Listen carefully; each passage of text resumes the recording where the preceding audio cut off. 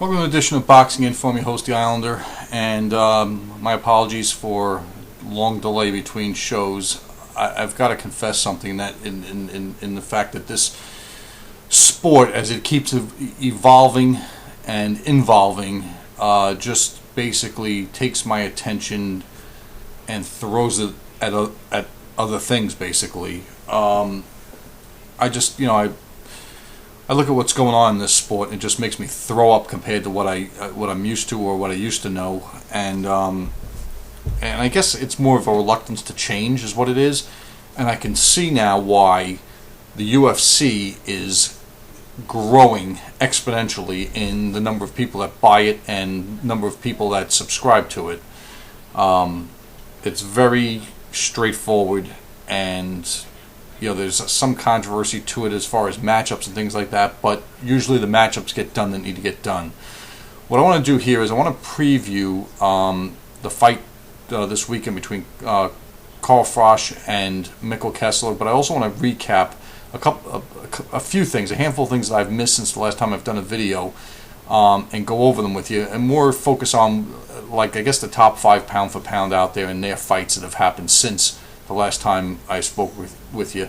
As you know, the last time, one of the last times I spoke with you was about the post-fight Manny Pacquiao and Juan Manuel Marquez, where Marquez obviously, knocked out Pacquiao in emphatic fashion. And the word right now with those two is we thought they were going to fight a fifth time. I guess that's still to come, maybe in 2014 sometime, because right now, last time I checked, Juan Manuel Marquez was scheduled to fight Timothy Bradley. I want to try to get the date on that real quick, just to make sure we're on the same page. And bear with me one second. I got to go through a whole mess of nonsense to find it, and then get back to October 12th, Thomas & Mack Center, Las Vegas. Timothy Bradley versus Juan Manuel Marquez. I'm just going to give a real short, my opinion on that fight. I think it's a toss-up. I think that Bradley has more energy and is more on the upswing of his career, whereas Marquez has been getting him better, but more of a plateau sort of thing. And I think it's a pick'em fight right now. I think a lot of people still keep underestimating Timothy Bradley. I wouldn't be surprised if he wins this fight and Marquez has a letdown, because he's definitely, I think, more technically sound, better infighter than Pacquiao is, and it's going to give the counterpuncher Marquez trouble, in my opinion. But Pacquiao's fight, and let me get to that, is going to be, I believe, in November in Macau, China. And that will be against the recently vanquished Brandon Rios. Yes, November 23rd in Macau. Speaking of which, Brandon Rios just lost his first fight against Mike Alvarado, as many of you know, in a fight between two guys who I doubt are ever going to get to the top 10, top 5 pound for pound in the world, but they're exciting to watch. And if you looked at the two of them, it looked like, to me, Alvarado looked like the loser of the fight, even though I thought he won the fight. He just squeaked it out anyway. Neither here nor there. Going down the list, I'm going to start from the bottom up on the pound-for-pound list. We had one of them lose, and that was Nonito Donaire when he fought Rigondeaux, in a fight that, if I was predicting that fight or I was previewing for that fight, I would have predicted that I would have taken Donaire by a somewhat competitive decision, similar to the way he lost the fight. I would have thought the fight would have been about 8 rounds to 4 for Donaire. Rigondeaux, on the other hand, fought a very disciplined fight, not a very exciting fight, and he relies, in my opinion, just my opinion, Rigondeaux relies on guys being very careless. He is a more polished, better version of Joel Casamayor. And when he has somebody like Michael Katsidis rushing him with his face first, his best qualities show. And I think that's why the reason there's not much clamor for a rematch, because I don't know that the Donaire people really want this fight again. with a guy that's not going to engage, and he's going to have to try to carefully chase around. I thought he won the fight going away. Not by a large margin on the scorecard, but it was clear he won the fight at the end, in my opinion. I think the fight for Donaire is obviously going to be Abner Mares, who's heading him off at the pass at featherweight, as he's just coming off of a very impressive stoppage of God, what the heck is going on with my memory? Think. Daniel Ponce de Leon. Comprehensive performance. Just when I think that he's obviously climbing up the ladder of the top 10 pound for pound in the world, or climbing up the scale anyway.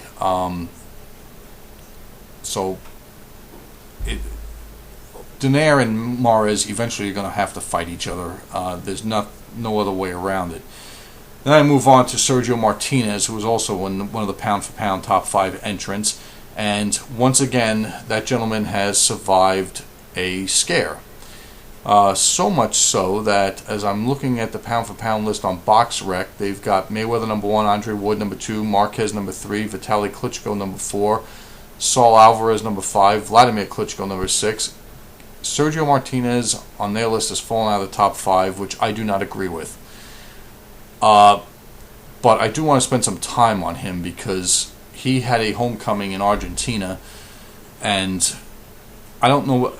One, I was disappointed the venue wasn't at Luna Park, which has been where all the great Argentine fighters have fought at one time or another, in Luna Park, Argentina, and this was held at Club Atletico in Argentina, televised by HBO. Martinez was officially down in the 8th round against Martin Murray, who came out with a very high defense and fought a very reluctant fight for the first 5 or 6 rounds before he opened up. Personally, I thought Martinez was knocked down 2 other times in the fight. Listen, I have not been a fan of his, and I've been a detractor, and most of you have known this, and I've taken a lot of flack for it, but let me be clear with a lot of you on this. He comes along at a time that absolutely turns me off about boxing. He is a world champion, and he's taken on all comers. I will grant him that credit. Excuse me. And he has done that. But, with that said,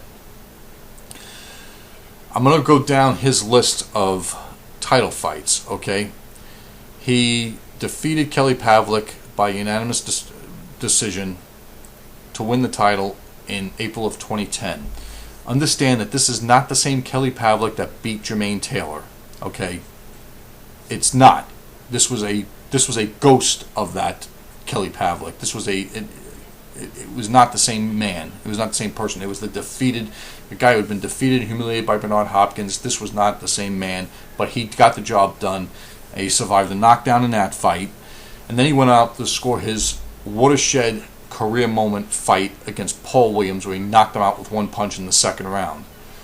And then came a very deliberate fight against Sergey Zinzurek, in which he scored several knockdowns and won going away, a TKO in the 8th round over a fighter who is physically smaller, but he would have beat him at 154 pounds anyway, in my opinion.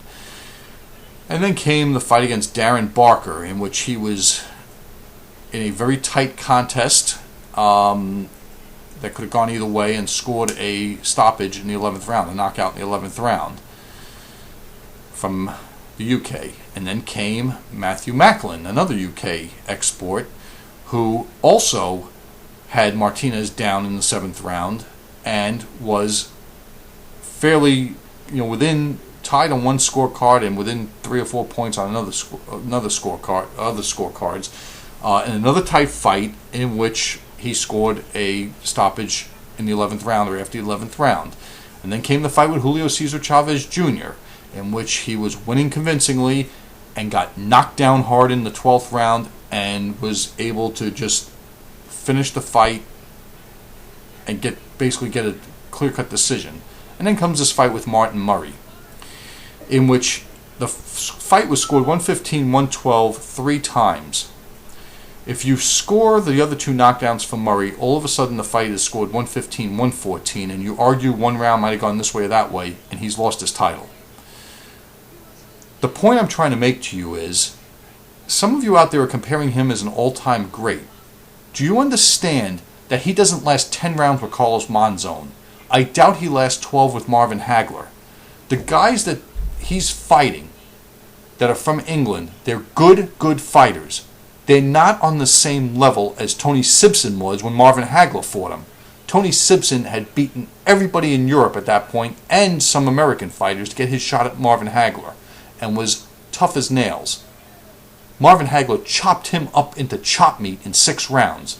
What do you think Marvin Hagler would do to Sergio Martinez? He would beat him senseless. Carlos Monzon would jab him senseless. I mean, this is...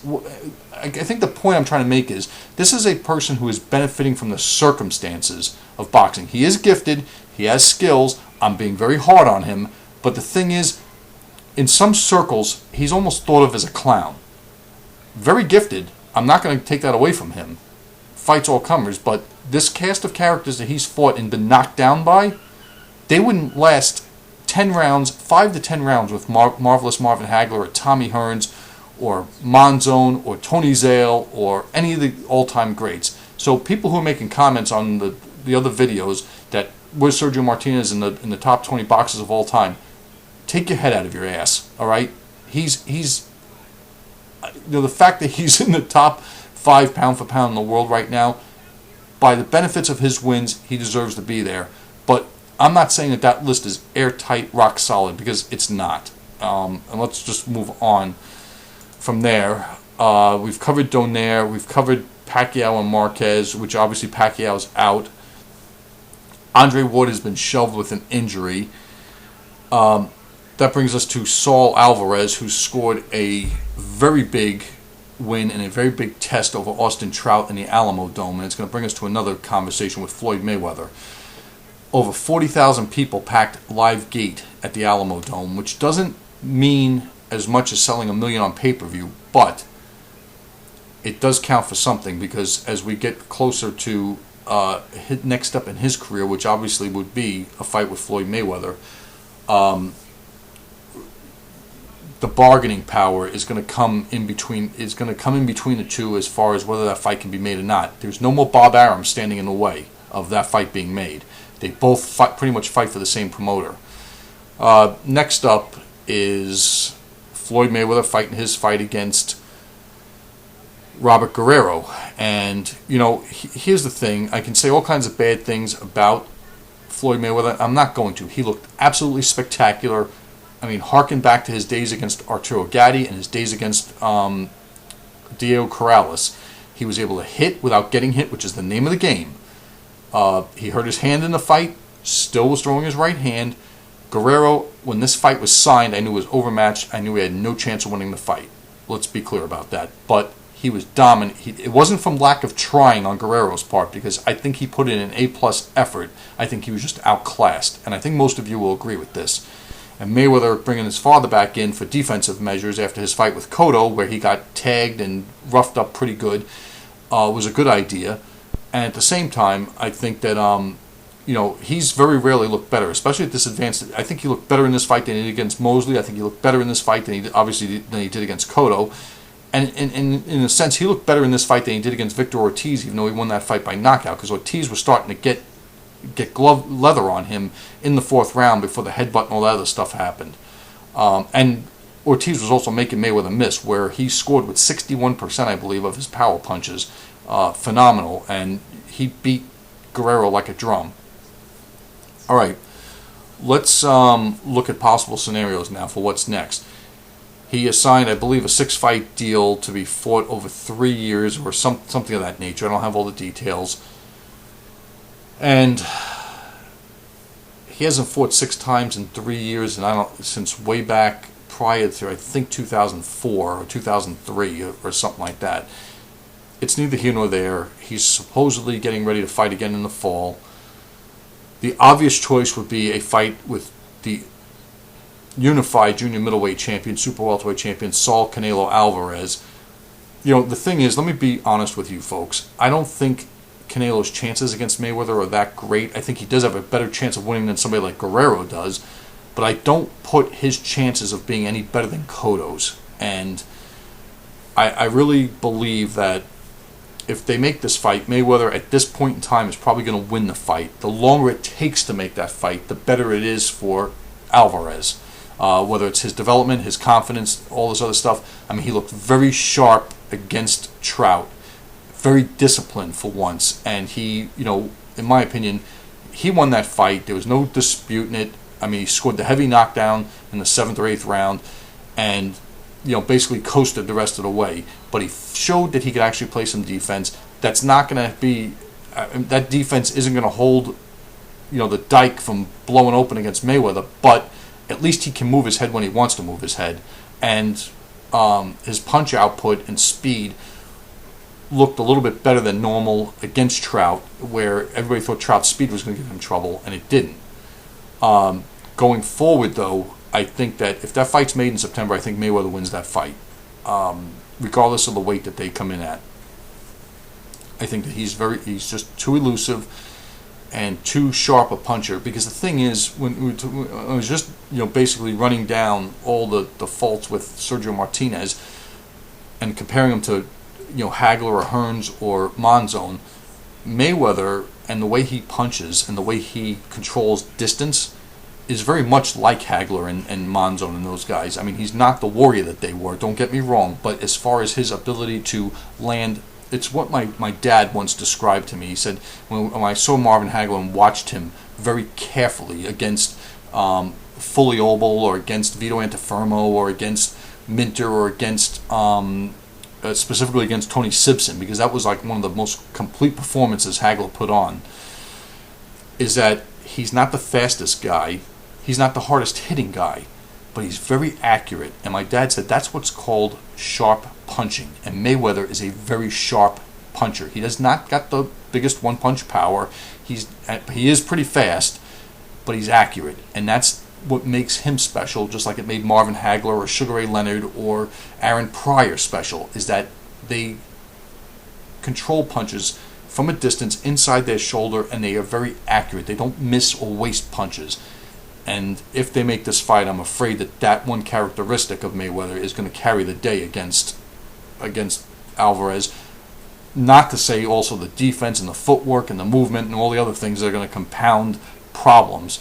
But then again, anybody can be beaten on any given day. I never thought in 1984, when WBA bantamweight champion Jeff Chandler stepped in the ring with Richie Sandoval, who came up through the ranks of ESPN and had some questionable fights against Harold Petty, that he stood a chance in the world against Jeff Chandler, and he dominated. So anything can happen. I think who sings that song? A British woman, Ellie Goulding. Anything can happen. Anyway, turning our attention to this week's fight, Carl Froch, Mikkel Kessler. They're fighting for each other's in a super middleweight titles. Carl Froch has been basically shelved for the last year or so. Not Froch, I'm sorry. Kessler's been shelved for the last year or so with an eye injury. This fight's scheduled for tomorrow, the 25th. It's going to be in London in the O2 Arena. And I'm looking at basically Froch's several fights since he fought Kessler in April of 2010, over 3 years ago. He whitewashed Arthur Abraham in Helsinki on neutral ground, beat Glenn Johnson in Atlantic City, which was, he won that fight comfortably, fought and lost convincingly but admirably against Andre Ward, gave Andre Ward a pretty good fight in Atlantic City, then went to back home to England to fight Lucian Bute and dominated Lucian Bute and stopped him in the 5th round, and then fought Youssef Mack and in England and KO'd him in 3, knocking him down in the first and third rounds of a fight that was a blowout, basically. Kessler, since they last fought, let's go system. Kessler, since they last fought Mehdi Boudala, who he scored a 6th round TKO over. Alan Green, which he scored a one-punch left hook, KO of the year candidate over in a fight that was, nip and tuck until that point. Nothing really happening, but he scored a one-punch knockout over him in Copenhagen. And then he fought Brian McGee for the WBA title and scored a TKO early in the 3rd round, also in Denmark. And that was back in December of... why am I saying about a year? He's been... that fight was in December of 2012. So he's had one fight since May of last year, which was the Brian McGee fight. Here's the thing. They're both the same height. They both have close to the same reach. Personally, I think that Kessler, I think, is a few months younger than Froch, or about a year younger, a little more than a year younger. But the situation here is this. I think that Kessler has more miles on his odometer. He's had tougher fights, and he was beaten up pretty good by Andre Ward, whereas at least Froch was a bit more competitive, in my opinion. Some people thought Froch won the first fight. I could see that. I thought Kessler was a little bit crisper and sharper with his punches. And the other thing, too, is since Kessler, who I'm not sure if he's still with Jimmy Montoya, since Kessler joined forces with him, his punches have become less straighter and more roundhouse, as witnessed in his fight with Andre Ward. My thinking is this on this fight. I think that Froch is probably going to win. I think Froch has been better tested recently, and I think that Froch has improved where Kessler has kind of plateaued. And the point to be made here, and the point to pay attention to, is whether or not this upward motion of Froch's stock has eclipsed the plateau that Kessler's on, and I believe it has. The fight still has to be fought, so we don't know what's going to happen, and one punch can change anything. The thing about it is Froch is very strong at this weight at 168. He's been knocked down by Jermaine Taylor and knocked him out. He's been hit by everything Andre Ward had to offer. He was still standing. He's very sturdy at this weight. Kessler is also sturdy at the weight, but I think that if one of them is going to break down first, I have a feeling it's going to be Kessler. And I'm a fairly big fan of both guys.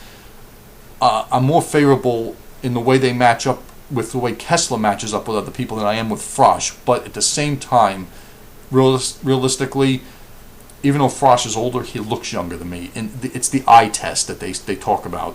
The eye test tells me Froch is just better suited to carry on, whereas I think Kessler's career is, the end may not be upon us, but it's closer than Froch's, in my opinion. I don't think that Kessler would have knocked out Lucian Bute and exposed him like Froch did.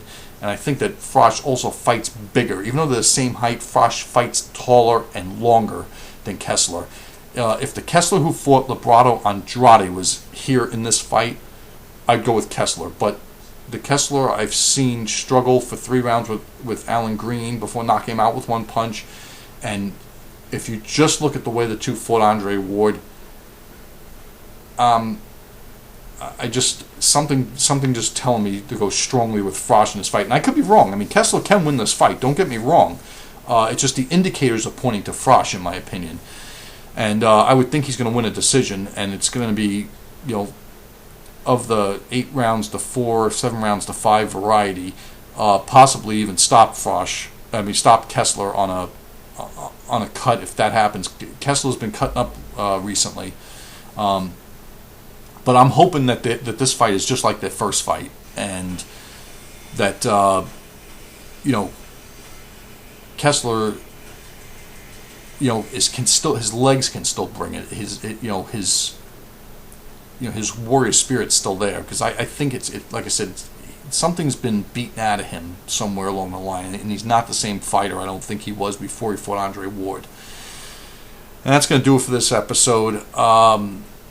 Just in conclusion, as far as what I started with at the beginning, with what's bothering me about boxing is that there's boxing every day if you want to look for it all over the world.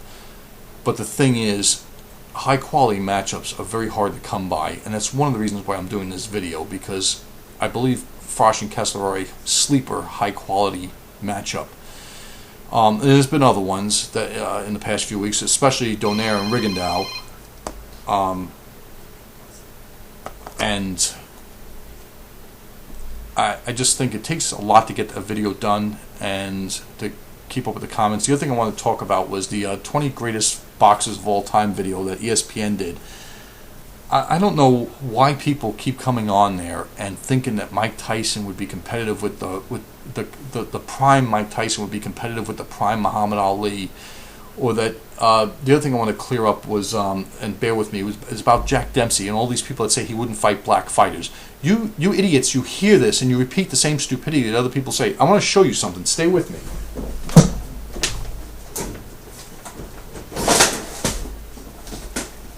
All right, my book. Let me get it out because I need to show you this. I want to show you something and prove to you that it was not Jack Dempsey who would not fight black fighters. Tom Sharkey.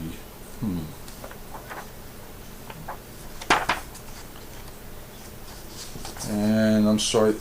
Here is a ticket that is made up and a picture of the two negotiating and signing a contract between Jack Dempsey and Harry Wills. And if you don't believe me, I'm going to a picture is worth a million words. Stop repeating stupid things you hear other people say, okay?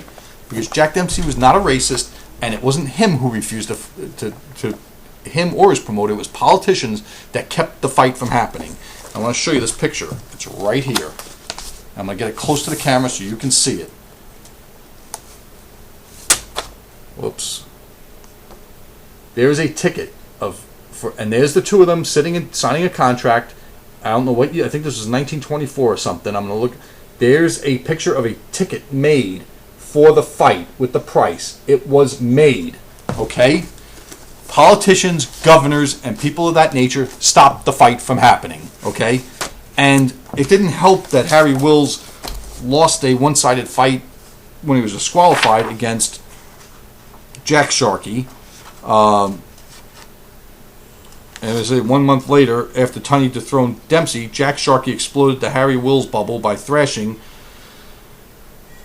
him and winning on a foul in the 13th round in Brooklyn. Okay? The thing is, Jim Tunney, that fight was scheduled September 6, 1924. That was a ticket for a ringside seat in Jersey City, New Jersey, the same area where Dempsey fought Carpentier in that big, huge stadium. This fight was signed, and politicians stopped it from happening.